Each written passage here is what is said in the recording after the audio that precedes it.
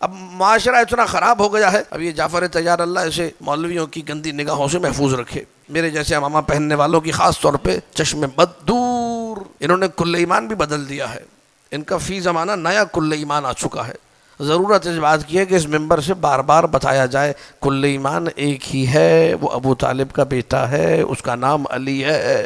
ید اللہ بھی بدل دیا، وجہ اللہ بھی بدل دیا، لسان اللہ، سب کچھ بدلتا جا رہا ہے، بار بار بتانے کی ضرورت ہے۔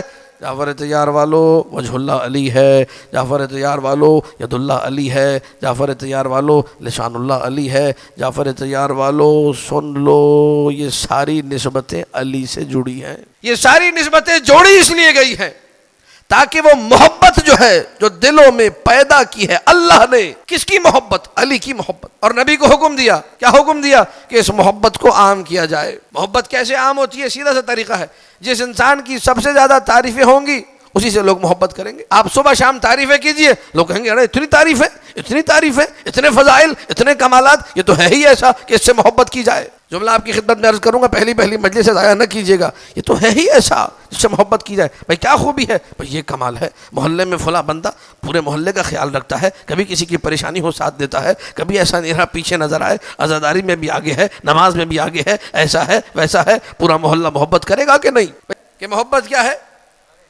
بڑھے۔ اور محبت کب بڑھے گی؟ جب آپ علی کے فضائل پڑھیں گے۔ اسی لیے حکم ہے زینوا مجالسکم بذکر علی ابن ابی طالب، اپنی مجلسوں کو زینت دو ذکر علی ابن۔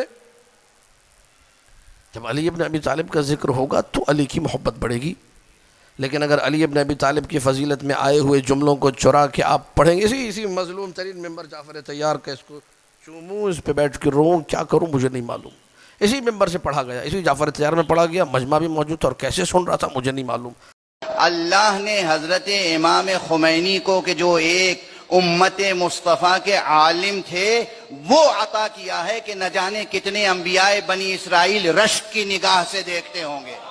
علی کو وہ مقام عطا کیا، فضائل ہے نا، فضائل امیر ہے، وہ مقام رفیع، وہ مقام شامخ، وہ مقام جلی، وہ مقام عظیم، وہ مقام کریم، وہ مقام شریف، وہ مقام، وہ رتبہ، وہ منزلت، وہ مرتبہ اللہ نے علی کو عطا کیا کہ انبیاء بھی، آدم بھی، موسیٰ بھی، عیسیٰ بھی، سلیمان بھی، ہود بھی، شعیب بھی، صالح بھی، اللہ سارے انبیاء نگاہ رشک سے دیکھتے ہیں کہ اللہ نے علی کو کیا عطا کیا ہے۔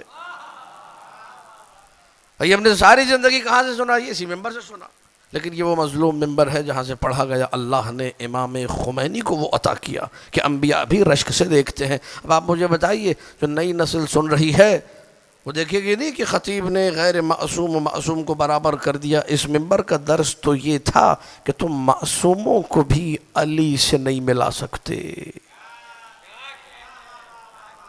تمہیں معصوموں کو بھی ملانے کا حق، غیر معصوم کو ملا رہے ہو۔ پبلک کہہ رہی واہ واہ سبحان اللہ، یہ کون سی مخلوق ہے؟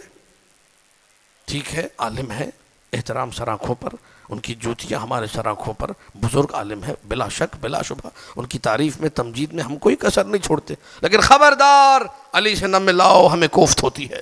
جب انبیاء کو سوائے مصطفیٰ کے چھوڑ کے انبیاء کو آپ نہیں ملا سکتے، اگر آپ کہیں کہ علی اور آدم برابر تو آپ غلط کر رہے ہیں، اگر آپ کہیں علی اور ابراہیم برابر تو آپ غلط کر رہے ہیں، اگر آپ کہیں علی اور موسیٰ برابر تو آپ غلط کر رہے ہیں۔ جب آپ علی اور انبیاء کو برابر نہیں کر سکتے، توجہ، تو وہ جملہ جو علی سے مخصوص تھا، جو ساری زندگی شان علی میں سنا، آپ نے ایک مرجع تقلید کے لیے پڑھ دیا، یہ ہمارے عقیدے کے خلاف ہے۔ معذرت، ہم ایسی بات سننے کو تیار نہیں، اور جو بھی ایسی بات کرتا ہے اسی ممبر سے بندہ حقیر بھرپور مذمت کرتا ہوں، خدا را ممبر سے ایسی بکواس نہ کرو۔